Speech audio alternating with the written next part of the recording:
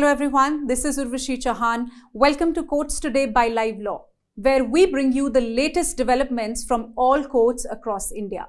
Let us start.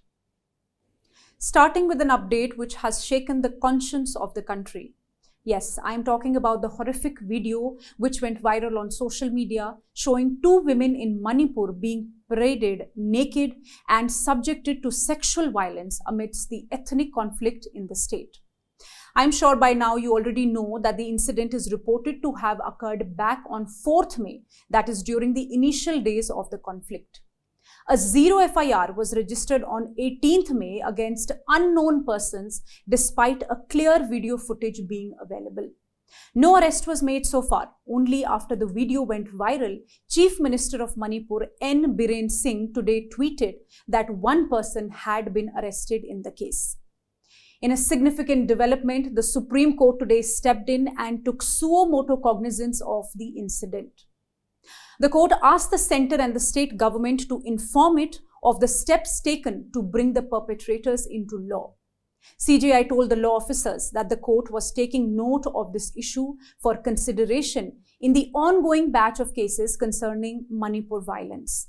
CJI also asked what action was taken by the government to ensure that such instances were not repeated. CJI Chandrachud also remarked, and I quote, "Using women as instrument in an area of communal strife to inflict gender violence is deeply, deeply disturbing. This is the grossest form of human rights violation." The matter will be considered next Friday. Stay tuned with us. And now coming to another important update from the Supreme Court on the conflict between the Delhi government and the central government. The Supreme Court today referred to a 5-judge constitution bench the petition filed by the Delhi government challenging the recent National Capital Territory Amendment Ordinance. The ordinance was promulgated by the President on 19th May and has the effect of depriving Delhi government of the power over services. The Supreme Court bench comprising CJI Chandrachud, Justice P.S. Narasimha and Justice Manoj Mishra today heard the preliminary arguments regarding the need for reference. Senior Advocate A.M. Singhvi appeared for the Delhi government, Attorney General R. Venkataramani for Union of India and Senior Advocate Harish Salve appeared for the Delhi LG. Ultimately, the bench decided to refer the matter to the Constitution bench. Singhvi further requested that the matter be heard at the earliest as soon as the Article 370 matter is over. In a related matter regarding Chairperson of Delhi Electricity Regulatory Commission, the Supreme Court was today informed that the Delhi government and the Lieutenant Governor could not agree on a name for the appointment. In view of this deadlock, the Supreme Court has said that it will appoint a person for the post as an ad hoc measure till the issue is finally decided. The court made it clear that the appointment will be on a pro-term basis as in interim arrangement. The Supreme Court today heard an application moved by an expert committee constituted to guide and direct the National Tiger Conservation Authority (NTCA) with respect to India's ambitious Cheetah Reintroduction program. 20 cheetah were translocated to Madhya Pradesh's Kuno National Park from the African continent, and 8 out of them have now died. The centre today told the Supreme Court that the death of 50% of the cheetahs was not alarming but actually anticipated. Additional Solicitor General Aishwarya Bhati, responding to a query by the bench regarding the death of cheetahs, vehemently argued that all necessary steps were being taken to ensure the survival of the felines and that this was a prestigious project for India and that the government was putting their best effort.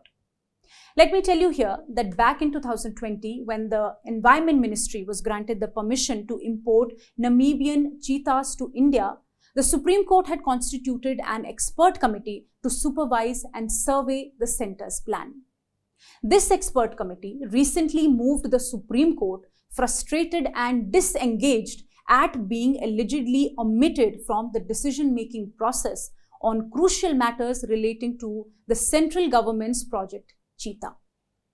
Today, Senior Advocate Prasanto Chandra Sen, appearing for the expert committee, said that the case was not adversarial. The government had not taken any immediate measures and that the committee wanted the ministry to answer certain suggestions suggested by experts in a report by South African consultants. The matter has now been adjourned to 1st August. BJP MP and former Wrestling Federation of India President Brij Bhushan Singh was today granted bail by a Delhi court in the sexual harassment case filed by the women wrestlers. Additional Chief Metropolitan Magistrate Harjeet Singh Jaspal of Rouse Avenue Courts also granted bail to the co-accused Vinod Tomar. The court has directed the accused to not leave the country without its prior permission and said that they will not directly or indirectly indulge in threat or inducement to the complainants or witnesses. Also, let me tell you that the bail was not opposed by the prosecution. We often hear about government job scams with selections being compromised.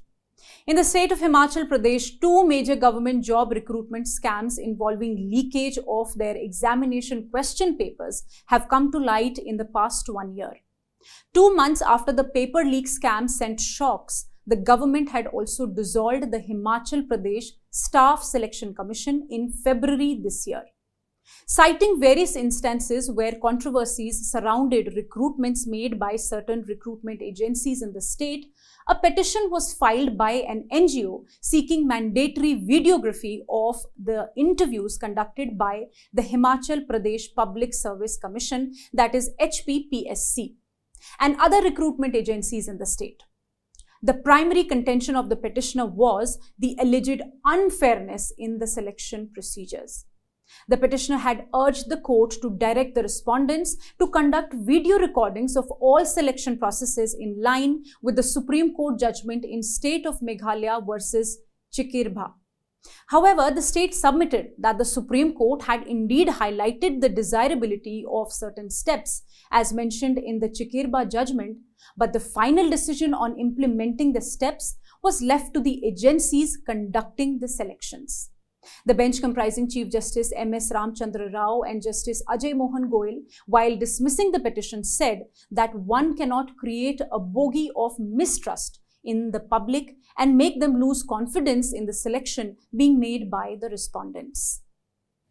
In another update, the Calcutta High Court today directed the DIG Crime Investigation Department, West Bengal, supervised by a retired judge of the High Court, to carry out an investigation into the acceptance and scrutiny of nomination papers filed by a candidate from Minaka block who was allegedly not present in India at the time of such filing during the West Bengal Panchayat elections.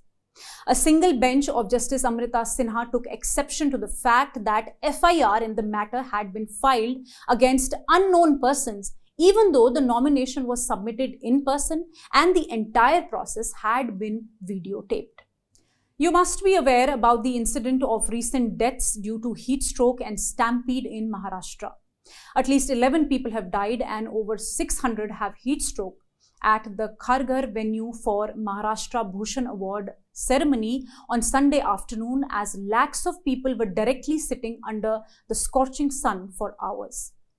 The Bombay High Court has disposed of a public interest litigation seeking CBI investigation into Maharashtra CM Eknath Shinde and Deputy CM Devendra Fadnavis for the deaths. The PIL sought criminal action for culpable homicide and attempt to murder against the CM and the Deputy CM and 10 others who were present at the event. The court said, as the investigation was already in progress and was at an advanced stage, there was no need for it to issue any direction. And lastly, the Madras High Court has temporarily restrained Google from delisting the mobile applications of Disney Plus Hotstar from its Play Store.